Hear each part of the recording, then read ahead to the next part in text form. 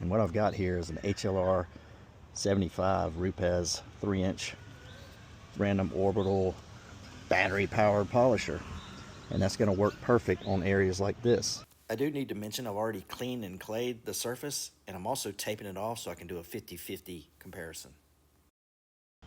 I'm using an Adams 3-inch one-step polishing pad. This has got some microfiber blend in it. I'm also using the one-step polish. It matches the pad perfectly, so I know that this is going to give me a good result. I've done this on countless vehicles. What you want to do first is shake up this polish. Apply some of the polish to the pad. You don't have to put too much in there. You can give it, a couple pea-sized drops. Take your finger, massage this into the fibers. That's called priming the pad. So you want to do that. Now evenly spread the polish across the surface.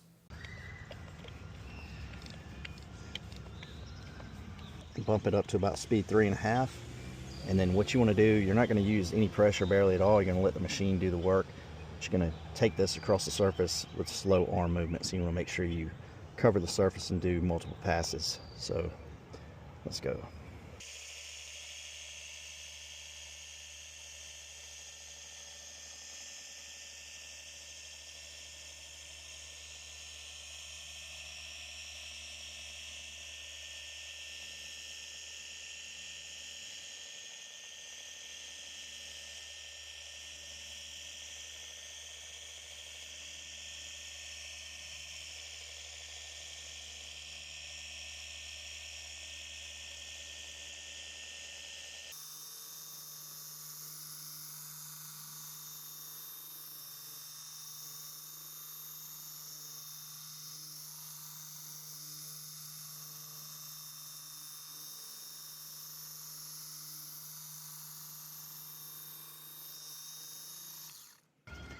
You always want to feel the pad, make sure it's not heating up too much.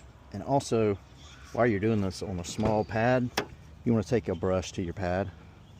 After you do each little section, put this on low speed again.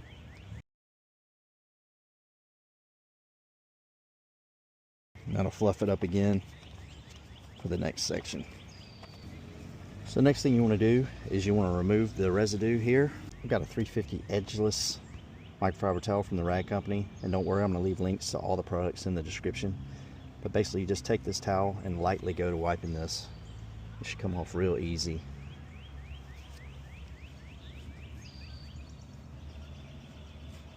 Actually, I can still see some swirl marks in there, so I'm going to give it one more pass.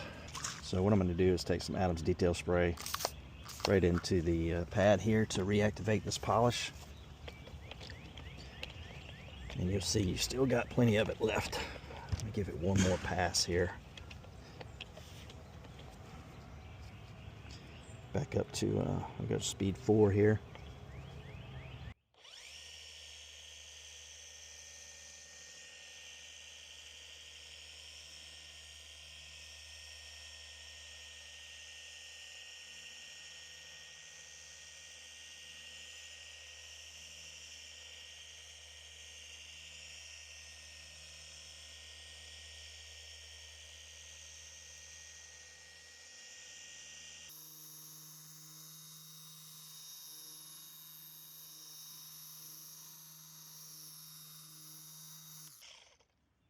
So let's get this off again.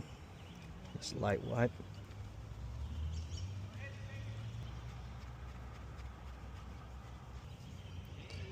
Yeah, it's much better this time.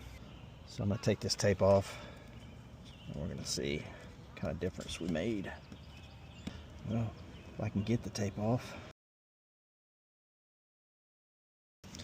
Alright, so here's where we polished down here. And yeah, you can see immediately that just looks like Swirl City.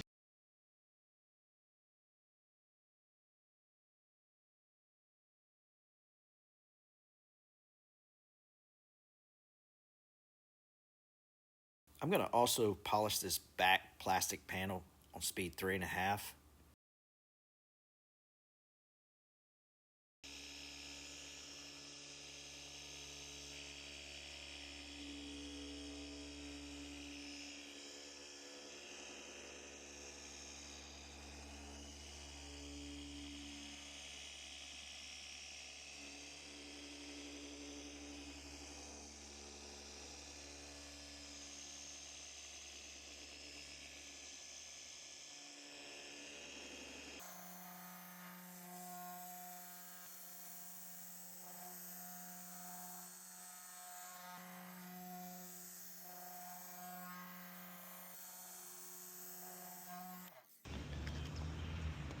Once again, this light wipe will remove it.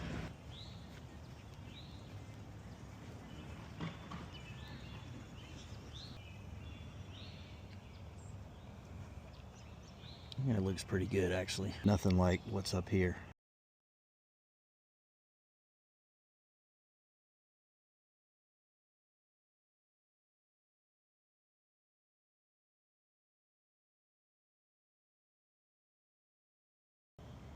It's a major difference there.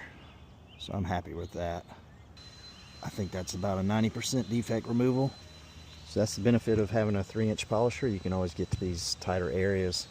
Now if you don't have one, you can always go by hand in these areas as well. So you know, you're probably not going to get quite the results you will with a DA, but by hand is still going to improve the look tremendously. I might do a little video on that as well, because I do have some sections up here that are even tighter. Stay tuned, I'll have more content soon on this 2012 Chevy Tahoe PPV. If you got anything out of this video, please hit that thumbs up. Please consider subscribing and hit that notification bell. Thanks, and see you on the next one.